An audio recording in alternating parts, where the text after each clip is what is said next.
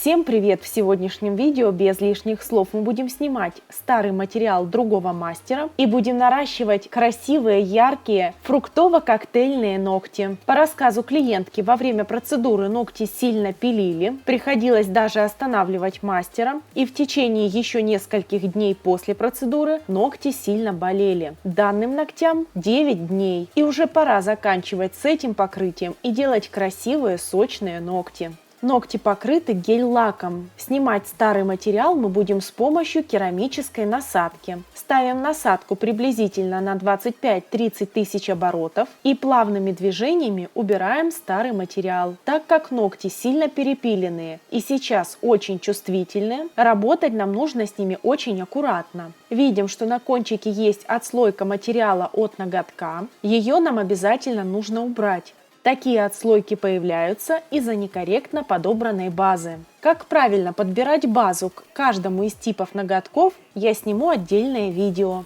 Чтобы убрать отслойку, мы должны насадку ставить немного выше от самой отслойки и проводить насадкой вниз. Во время коррекции не задерживайтесь насадкой на одном месте. При каждом движении смещайте насадку в бок, иначе ноготь клиента будет нагреваться. Подводим насадку к ноготку и плавными движениями снимаем материал. Движения должны быть полными сверху вниз. Затем кончиком проходимся вдоль кутикулы, вдоль боковых валиков и переходим к кончику. Насадкой не давите сильно на ноготь. Делаем плавные движения, едва касаясь ноготка, спиливая только цветное покрытие. Для удобства в работе поворачивайте пальчик клиента, чтобы вам было легко и удобно добираться до труднодоступных мест. Кончиком фрезы проходимся у боковых валиков и на кончике ноготка, также вдоль кутикулы. Обязательно убирайте все отслойки. Если отслойку вы не уберете, а перекроете ее базой, то в течение нескольких дней отслойка начнет расти. Принимая клиента от другого мастера, необходимо убирать материал как можно больше, для того, чтобы не было отслоек, ведь вы не знаете, каким материалом работал мастер предыдущий. Но в это же время нам не следует забывать о том, что нам ни в коем случае нельзя повредить ногтевую пластину нашего клиента. Если у вас нет опыта снятия покрытия гель-лака аппаратом, тогда поврежденные ногти лучше снимать с помощью размачивания, дабы еще больше не повредить ноготки. После того, как мы избавились от старого материала, пушером стороной лопатка, аккуратно не давя на ноготь, отодвигаем кутикулу.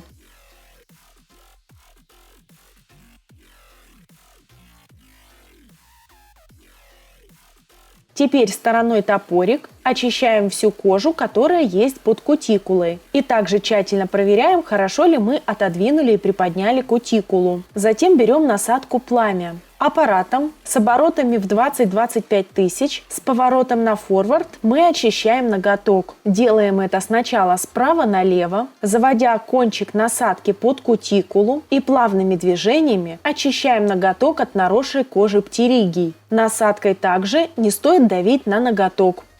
Хорошо проходитесь в синусах и убирайте всю бахрому кожи. Очищая ноготок под кутикулой, работаем только носиком насадки. Держите насадку под углом 40 градусов, таким образом, чтобы щечка не касалась ноготка и не перепиливала ногтевую пластину. После этого аппарат переключаем на реверс. И теперь насадкой ведем слева направо. Также работаем только носиком, тщательно очищаем бахрому кожи. По желанию клиента ни аппаратный, ни обрезной маникюр делать мы не будем. То есть маникюр сегодня у нас европейский, а это значит, что кутикулу мы не трогаем. После этого берем пилочку. Я использую одноразовые пилочки, ссылку скину в описании под видео. Зашлифовываем торец ногтя и убираем длину. Так как ноготь на указательном пальце растет вниз, длину нужно убрать максимально.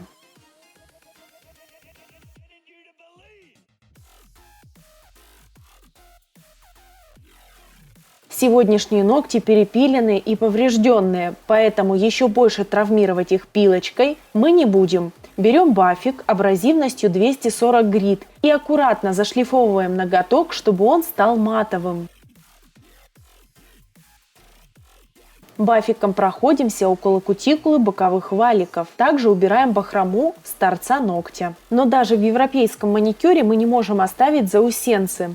Поэтому берем нокожницы и аккуратненько кончиком срезаем все торчащие участки кожи. Либо, если у вас есть опыт работы в аппаратном маникюре, можете счистить торчащие участки кожи с помощью насадки.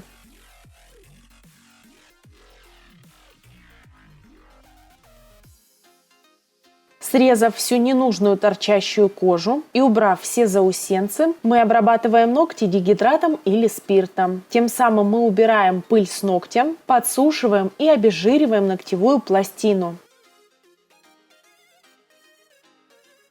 Затем берем бескислотный праймер, так как он более щадящий для ноготков, и тонким слоем покрываем часть ногтя, где нет старого материала. Бескислотный праймер сохнет на воздухе и оставляет липкость. Благодаря ей праймер действует с эффектом двухстороннего скотча. Смотрим на состояние натуральных ногтей. Видим розовые пятна на ногтевом ложе. Это перепилы. Также подробно видно, что перепилена и изменена зона вроста ногтя. Черные полосы на ногтях – это гематомы, маленькие кровоизлияния, которые были нанесены в результате перепила ногтей.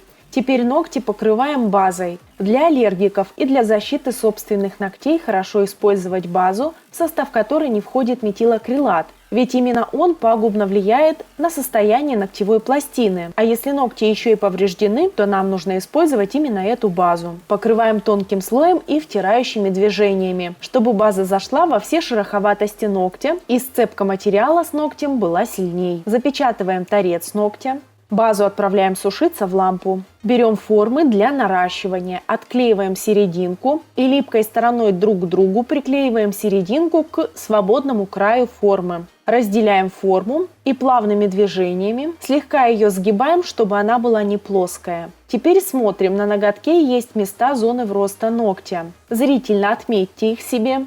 Теперь берем ножнички и кончики ножниц приставляем к месту зоны вроста ногтя. Зафиксировав расстояние, кончики ножниц приставляем к середине формы. Слегка придавливаем, делая насечки. Теперь кончики ножниц приставляем один край к зоне вроста ногтя, второй край к центральной точке свободного края. Также зафиксировали расстояние. Берем форму и от первой наметки зоны вроста ногтя отмечаем расстояние к верхней точке свободного края. Поставив отметочку, ножничками вырезаем арку по насечкам. Вырезав нужное расстояние, проверяем, подставляя под ноготок.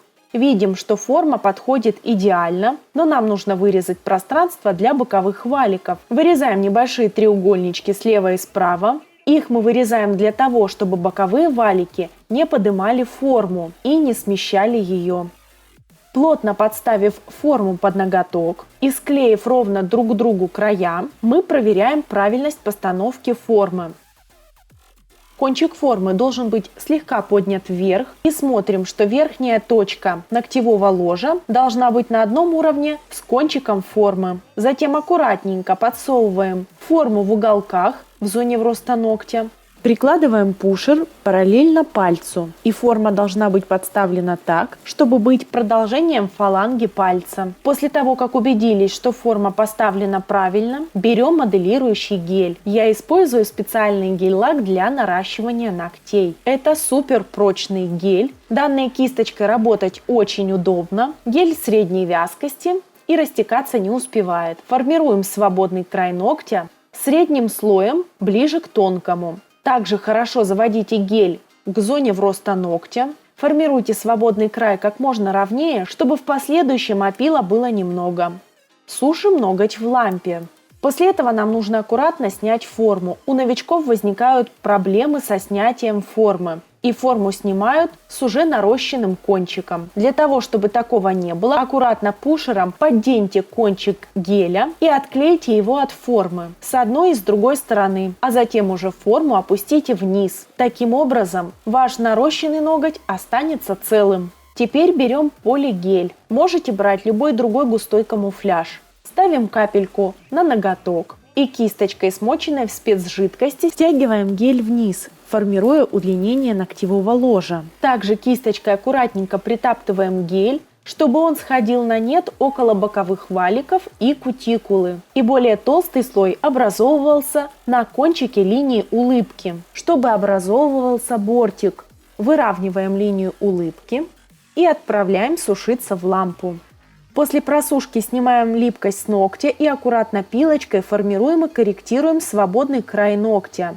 Делайте это аккуратно, ведь прозрачная подложка ногтя у нас тонкая, и если вы будете работать пилкой интенсивно, вы ее можете сломать. Теперь пилочкой выравниваем верхушку кончика камуфляжа. Опиливайте только нижний край камуфляжа, чтобы поверхность была ровная и мы смогли точнее оформить линию улыбки. Опиливая линию улыбки, ставим пилочку перпендикулярно бортику.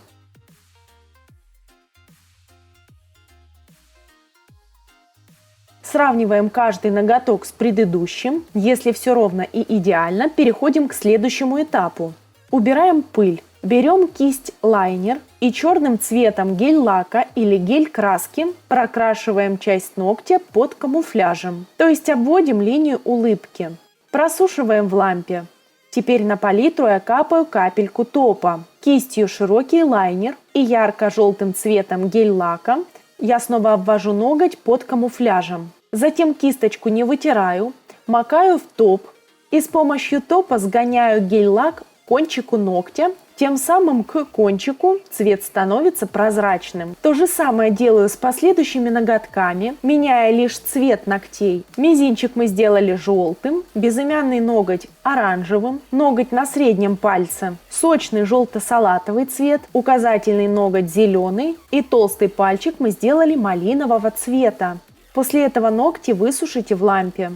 Гелем, которым мы наращивали ногти, тонким слоем покрываем кончики одновременно всех ногтей. Ногти в лампе не сушим. Берем фимо в виде фруктов и теперь эти фруктики выкладываем на ноготок. Дальше я беру старую распушенную кисть, блеск желтого цвета и кончиком аккуратненько на ноготок в разных местах прикасаюсь кисточкой. Сделав один ноготок, сразу переходим к следующему. Также выкладываем фруктик. Если фрукт не помещается и вы его хотите сделать меньше, возьмите старые ножницы или ножницы и просто аккуратно перережьте фрукт до нужного размера. Выкладываем фрукты. Той же кисточкой припечатываем тот же желтый блеск в разных частях свободного края ногтя. Сушим в лампе. Теперь тонким слоем и широкой кисточкой гелем покрываем часть камуфляжа. Аккуратно проходимся около кутикулы и боковых валиков, а кончик ногтя мы покрываем толстым слоем геля. Удобно использовать гель-желе, гель-суфле, любой густой гель. Помните, если гель затек на кожу и вы его высушили, в дальнейшем 100% будет отслойка. Распределяем гель по всей свободной части. И переходим к следующему ноготку. Также тонким слоем покрываем часть, где есть камуфляж. И свободную часть ногтя мы покрываем толстым слоем густого геля. Гель хорошо перекрывает фрукты и сделает нам красивый аквариумный дизайн. Сушим ногти в лампе. Снимаем с ногтей липкость. Затем той же керамической насадкой и аппаратом с оборотами в 30 тысяч мы выравниваем поверхность ногтей. Не прижимайте насадку сильно к ногтю. Плавными и легкими движениями проходитесь по верхней части, спиливая лишний ненужный гель и убирая горбочки геля. Корректируем форму ногтя, чтобы они не были широкими. Дугообразными движениями проходитесь по поверхности ногтя. При опиливании создаем правильную архитектуру. И после этого пилочкой лишь скорректируем свободный край ногтя, финально выравнивая его и подгоняя все ногти под одну форму. И последний этап – это покрытие ногтей топом. Топ сушим в лампе и смотрим на результат. Красивые, сочные, аппетитные фруктовые ногти. Такой маникюр сделает вам 100% летнее настроение. Под низом ногти смотрятся также эффектно, благодаря полупрозрачному кончику ногтя. Напомню, с чем нам пришлось работать в начале. Это 9-дневное покрытие гель-лаком, немножко обдертое и испачканное. И вот что у нас получилось. Если, покрывая кончик ногтя толстым слоем геля, образовались пузырьки, не переживайте, они сделают более эффектным ваш коктейльный дизайн. Надеюсь, видео было полезным и вам понравилось. Подписывайтесь на мой канал, ставьте лайки и дизлайки. Главное, поставьте колокольчик сверху в углу экрана, чтобы быть в курсе, когда выйдет новое видео. Пока-пока!